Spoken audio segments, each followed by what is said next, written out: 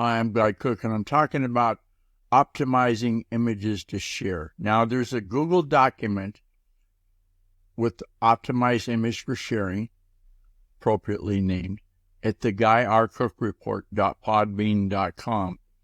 And that spells out all of the things that you have to do. If you got a WordPress site, you want to share the images, put them in a content delivery network, etc., etc. Basically, the basics of this, and choose the right image formats to start with. Okay, JPEGs for photos, PNGs for graphics, line art, and so forth. And if you're going to have it be transparent, then that's going to help that too.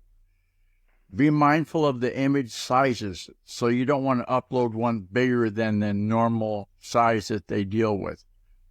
And use descriptive file names and alt text. A lot of people put up images and they don't remember or they forget.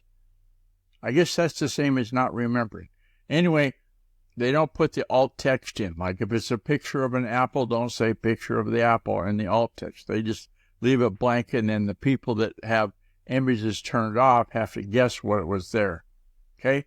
Hey, to contact me, use the secure contact form on guyrcook.com. If you like this episode on YouTube, and give it a thumbs up on youtube.com and click the bell to subscribe to future episodes. It's a wrap.